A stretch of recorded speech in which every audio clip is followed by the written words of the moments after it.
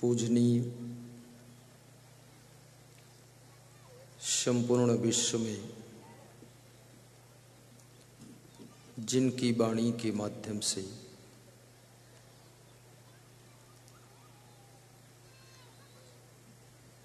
संसार के लोग अंधविश्वास आडंबर से पार होकर सत्य और शांति की जिंदगी जी रहे ऐसे महान संत सद्गुरु कबीर साहिब का स्मरण करके, जिनके द्वारा आत्मबोध प्राप्त हुआ, पूज्य श्री क्षमादेव जी का उपकार याद करके हिंदुस्तान की तीर्थ भूमि बिहार प्रदेश, डिस्ट्रिक्ट मुंगेर, संग्रामपुर, ग्राम झकुली की धरा पर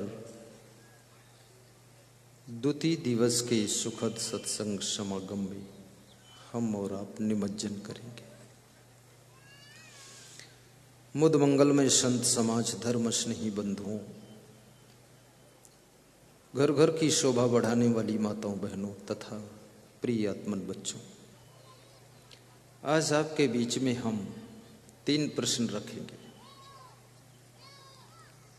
संत कबीर से किसी भक्त ने प्रश्न पूछा है,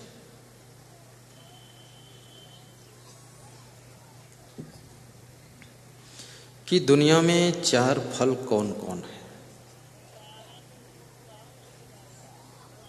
और चारों में सबसे कठिन फल कौन है, और उन चारों फलों की प्राप्ति कैसे होती है,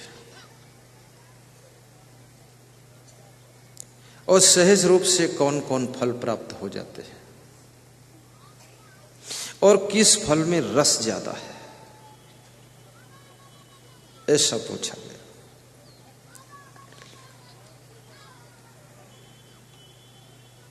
थोड़ी देर में इसका उत्तर दूंगा। दूसरा प्रश्न, अर्जुन भगवान श्री कृष्ण से पूछते हैं कि हे कृष्ण, मनुष्य को प्रसन्नता और शांति कैसे प्राप्त होती है?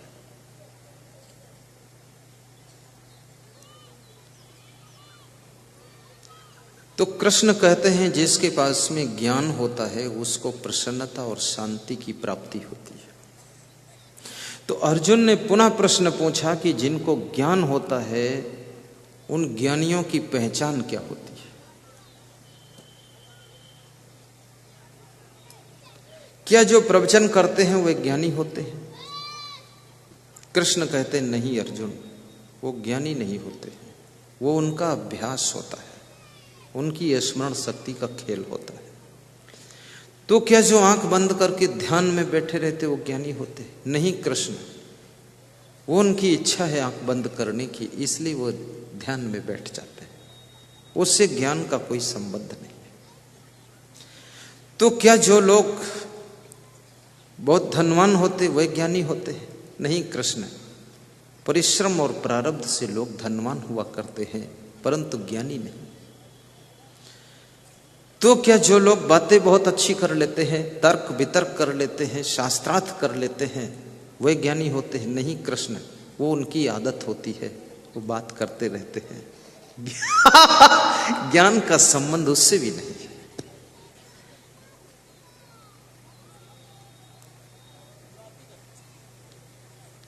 हे कृष्ण, तो फिर ज्ञानी कौन होता है? क्या जिनको वेद शास्त्र याद है, जिनको पूरी बीजक याद है, बीजक घोंट कर पी गए, पूरा गीता के श्लोक कंठाग्र कर लिया है, उपनिषद के मंत्रों का अर्थ बारीकी से निकालना सीख गए, क्या वो ज्ञानी होते हैं?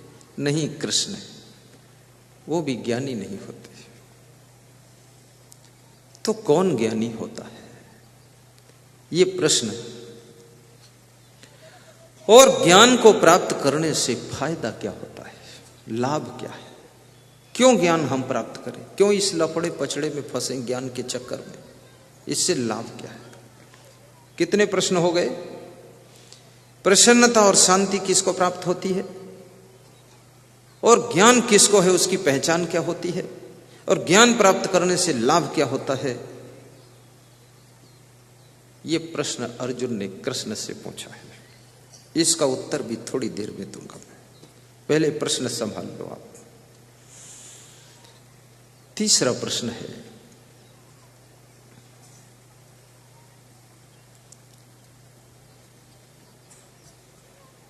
संसार में वे कौन से लोग हैं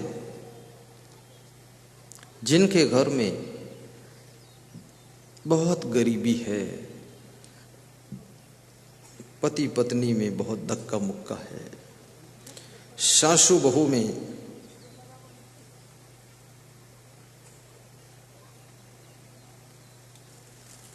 रिश्ते इतने बिगड़ गए हैं, उनके घर में लक्ष्मी कैसे आ सकती है? उनके घर में अमीरी कैसे आ सकती है? उनके घर की बिगड़ी हुई व्यवस्था, तहस नहस सिस्टम कैसे सुधर सकता है? उसका क्या उपाय है? ऐसा महात्मा विदुर से पूछा गया।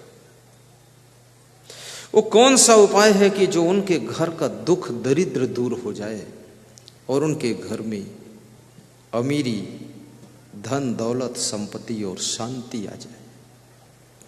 3 प्रश्न हो गए आपके बीच में, नहीं हुए? हो गए ना? तीसरा प्रश्न क्या है? महात्मा विदुर से पूछा गया है। महाराजा धीराज धृतराष्ट्र पूछ रहे हैं। धृतराष्ट्र आंखों से अंधे हैं और विदुर के पास में आंखें भी हैं और ज्ञान की आंखें भी हैं। चर्म नेत्रों से अंधा व्यक्ति वास्तव में पूर्ण अंधा नहीं होता है। जिसके ज्ञान नेत्र भी नहीं खुले हैं वो पूर्ण अंधा माना जाता है। और ज्ञान नेत्र जिसके नहीं खुले हैं वो जितना भटक सकता है, जितनी गलतियां कर सकता है, उतना तो आंखों से अंधा व्यक्ति भी नहीं कर सकता है।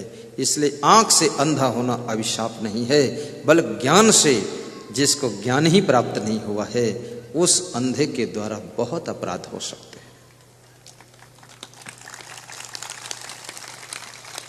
और महाराजा धीराज धृतराष्ट्र के लिए तो दोनों बातें हैं, आंखों से भी अंधे हैं और ज्ञान के नेत्र भी नहीं खोले हैं। विदुर कितने किस्मत वाले हैं, चर्म नेत्र भी हैं और ज्ञान नेत्र भी है।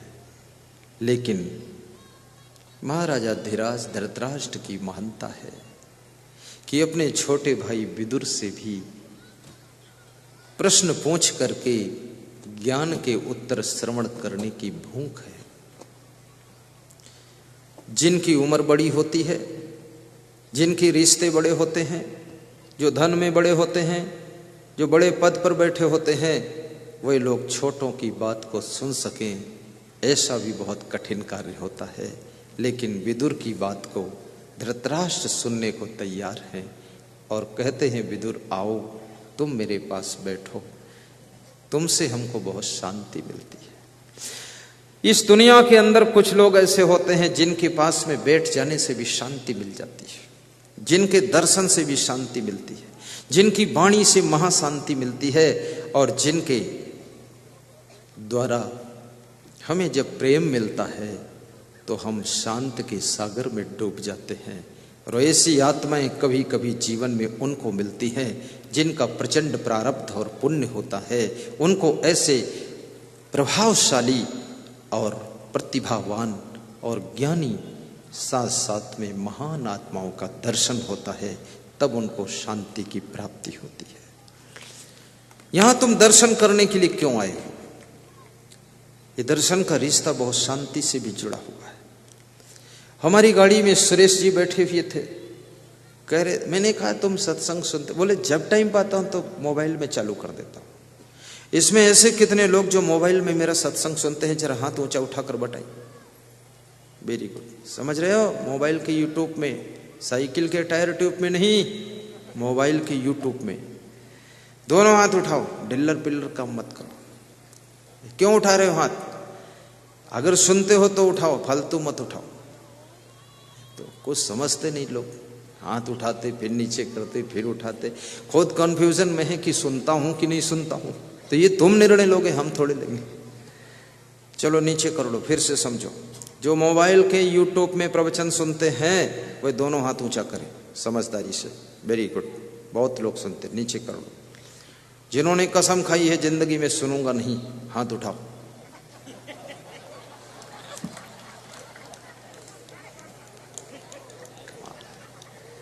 कम से कम 70 महिलाओं ने हाथ उठाया है। कसम खा लिया इन्होंने कि तुम विदा हो जाओ, तुमको दोबारा सुनना ही नहीं है।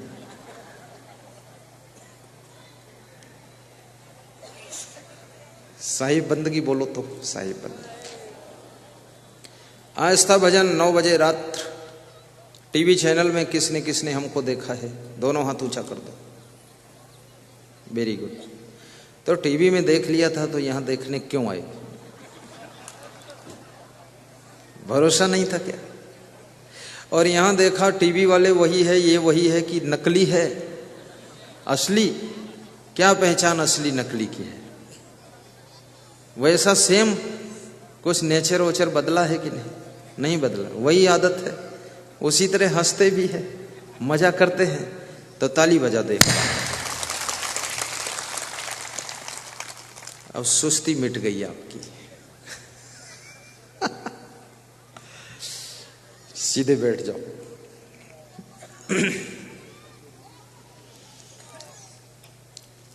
ज्ञान का रिश्ता उम्र से नहीं होता है। ज्ञान का रिश्ता नए और पुराने से भी नहीं होता है। और ज्ञान का रिश्ता कपड़ों के रंग से भी नहीं होता है, कपड़ों के ढंग से भी नहीं होता है। ज्ञान का रिश्ता प्रदेश, जिला और देश के डिफरेंस से भी नहीं होता है। ज्ञान का रिश्ता आपके सीधे सीधे रहनी गहनी और आचरण से होता है। ज्ञान बाहर से अंदर प्रवेश नहीं करता है। याद रखना, ज्ञान अंदर से बाहर प्रकट होता है। जब आपका अंतःकरण शुद्ध हो जाता है, वहां से ज्ञान की गंगा प्रवाहित होती है और बाहर के लोग जिसमें स्नान करके धन्य हो जाते हैं।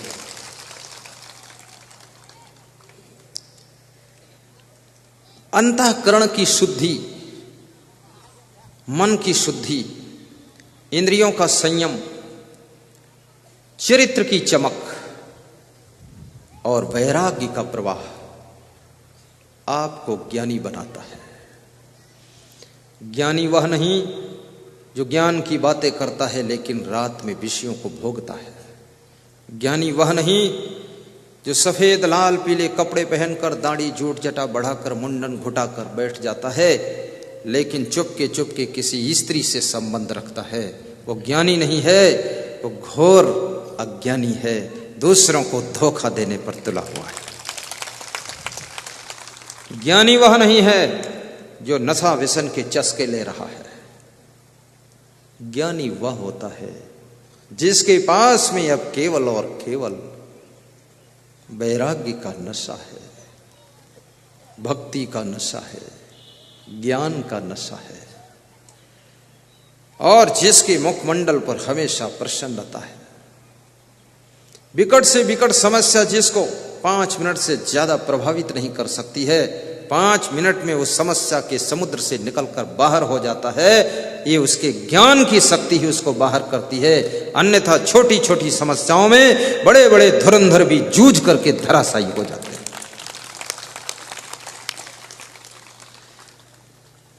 ताली जोर से बजाना।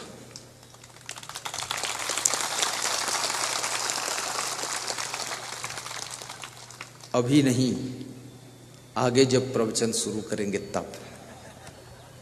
अभी तो कह रहा हूं, ताली में जान हो, बिहार की अलग पहचान हो, और मुंगेर की निराली शान हो, और यहाँ का बच्चा बच्चा महान हो, और हर बेटी के अंदर राधा का नाम निशान हो। आज स्कूल की बेटियां भी आई हुई है, उन शिक्षक और शिक्षिकाओं को व्यास का दी धन्यवाद दे रही है। विद्या प्राप्त करने वाली बेटी और बेटे, उनको भी हम शुभकामना करते हैं। धैर्य के साथ बैठना, जिंदगी को छूने वाली बहुत सारी बातों को फार्मूले के रूप में श्रवण करना। सीधे बैठो, ध्यान एकाग्र। तो सर्वप्रथम मैं विदुर जी से ही प्रारंभ कर देता हूं। कबीर साहब को बाद को ले लेता हूं, क्योंकि कबीर साहब संतोषी संत हैं। बाद को नंबर लगाऊंगा तो भी नाराज नहीं होंगे, लेकिन विदुर का क्या भरोसा, विदुर राजी हो जाए, विदुरणी आ जाए तो क्या करेंगे हम। विदुर कहते हैं, धृतराष्ट्र तुम मेरे ज्येष्ठ भ्राता, अपने मान मर्यादा का ख्याल रखना। तुम्हारे ऊपर कौरव पांडव सभी की दृष्टि टिकी हुई है। तुम ऐसी कुर्सी पर बैठे हो जहां से सबको न्याय की आस लगी हुई है। न्यायाधीश की कुर्सी पर बैठने वाले लोग कृपया प्रखर बुद्धि के साथ में लोभ लालच से ऊपर उठ करके सताए जाने लोगों को न्याय की गिफ्ट दीजिए।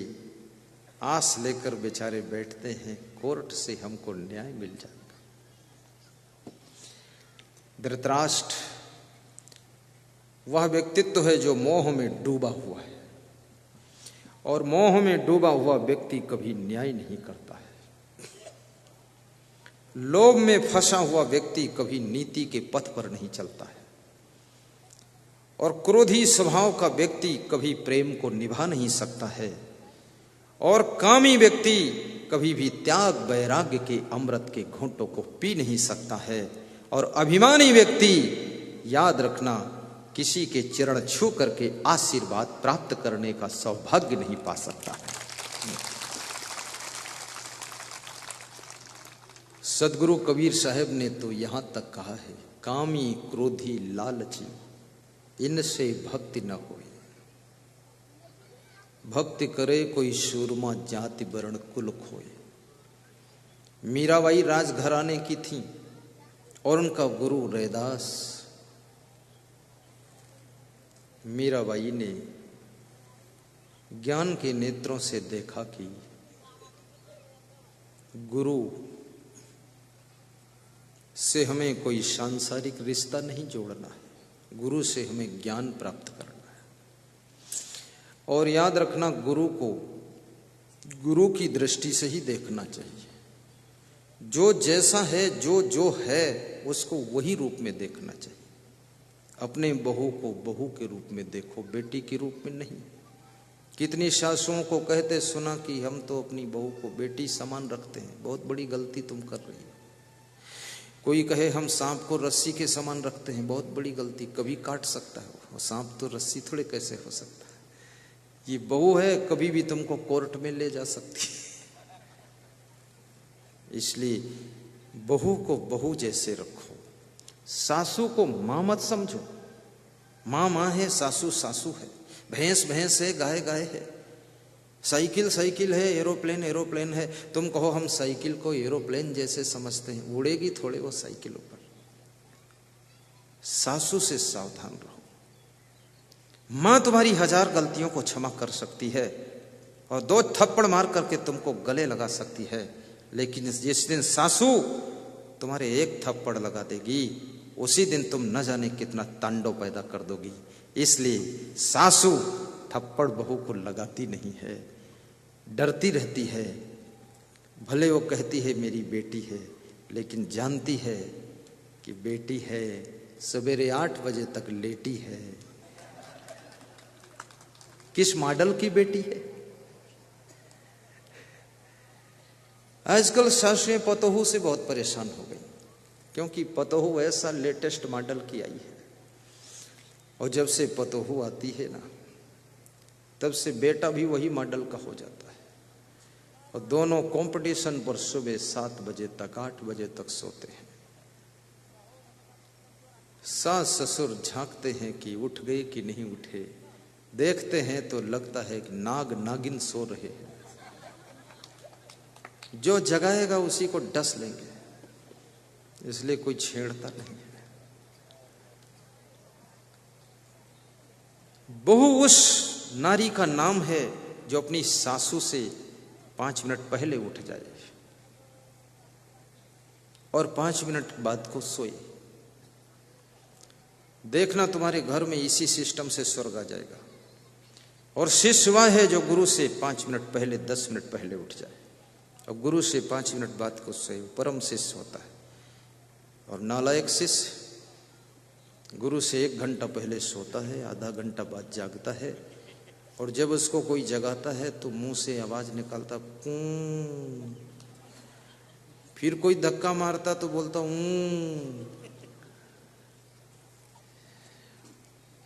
आश्रम को बर्बाद कर दिया मूर्ख शिष्यों ने, और घर को बर्बाद कर दिया नाग नागिन ने। और देर तक सोओगे तो घर कैसे जागेगा, घर भी तो सो जाएगा। और ज्यादा सोने के लिए ही तैयारियां करोगे तो तुम्हारा आश्रम भी सोता रहेगा। प्यारे भाइयों बहनों, माया की नींद से जागने के लिए तुम्हारा जन्म हुआ है, और इस घर की गरीबी को मिटाने के लिए, इस घर के कलह कलेश को दूर करने के लिए, आश्रम की दरिद्रता को दूर करने के लिए, आश्रम में चमक पैदा करने के लिए, जिस पंथ में तुम साधु हुए हो उस पंथ के ज्ञान का प्रचार प्रसार करने के लिए और सभी पंथों के शिष्यों का उद्धार करने के लिए तुम्हारा जन्म साधु के रूप में हुआ है। ये सोने से काम नहीं चलेगा। कृपया जागिए और कुछ करके दिखाइए।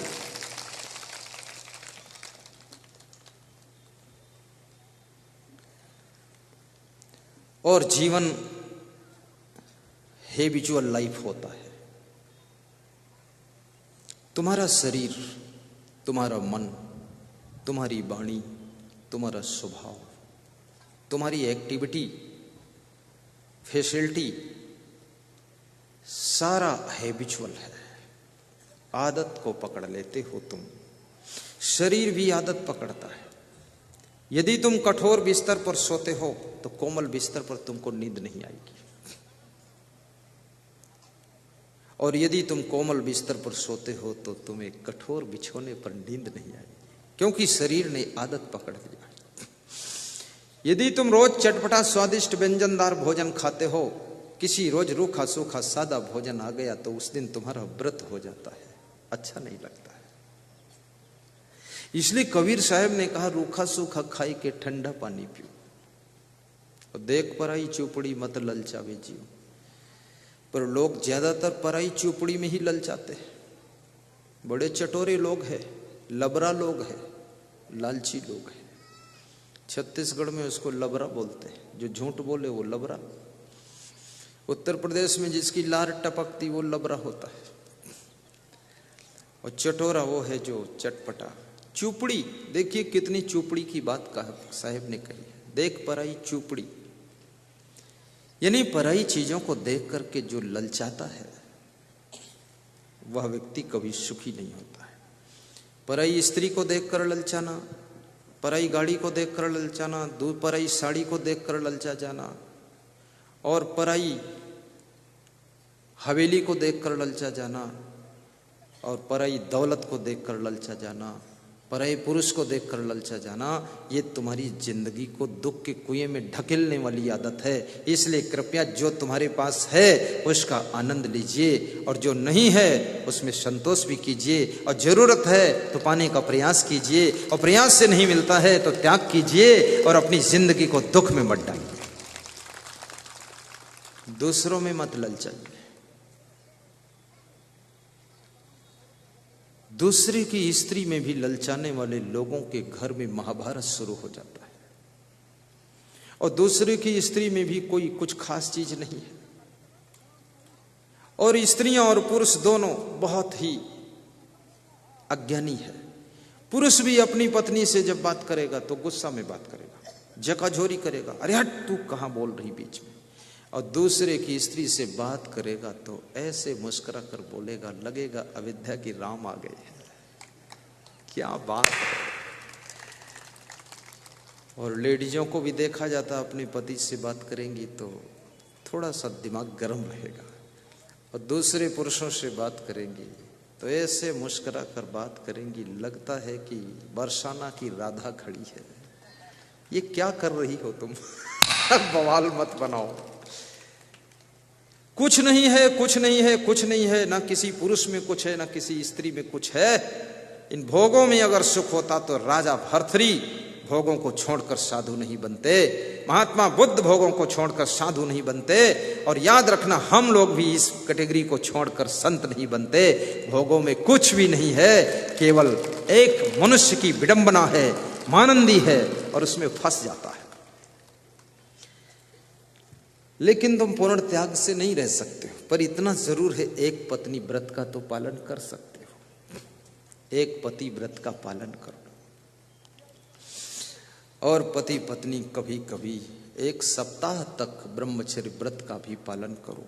क्रीम पाउडर और लिपस्टिक लगाने से चेहरे की सुंदरता नहीं स्थायी रूप से बढ़ सकती है, लेकिन थोड़ा ब्रह्मचर्य व्रत का पालन करने से जो आपके मुखमंडल पर और हाथों की अंगुलियों पर चमक आ सकती है, वो परमानेंट चमक होती है। उसमें क्रीम पाउडर की जरूरत नहीं पड़ती है। वो 70 साल की उम्र में भी तुम्हारा चेहरा लाइट देता रहता है। थोड़ा अपने तेज को संभालिए, जिससे कि आप तेजस्वी बन सको।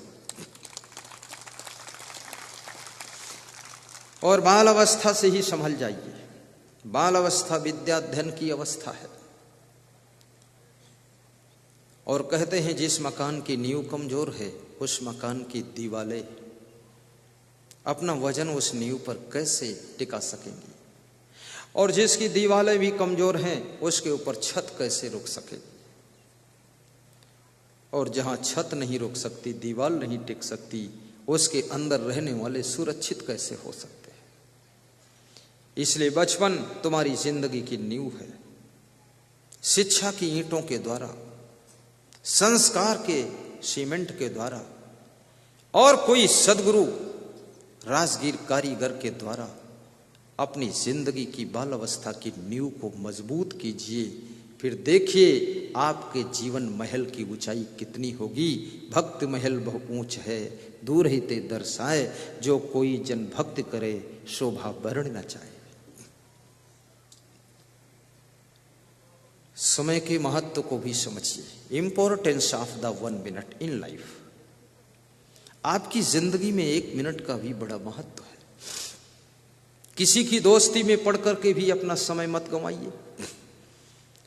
दुश्मन जितना तुम्हारी जिंदगी को बर्बाद नहीं कर सकता है, उससे कहीं 10 गुना ज्यादा तुम्हारी दोस्ती तुम्हारी जिंदगी को बर्बादी की ओर ले जाती है। वहां समय बहुत बर्बाद होता है। बैठ करके दोस्तों के साथ तुम गप्पा मारते रहते हो, सहेलियों के साथ में गप सप लप करती रहती हो। कुछ नहीं, कुछ नहीं, कोई नहीं, कोई नहीं। अपनी कलाओं को विकसित करो, अपनी प्रतिभा में चमक लाइए, अपनी योग्यता को बढ़ाइए।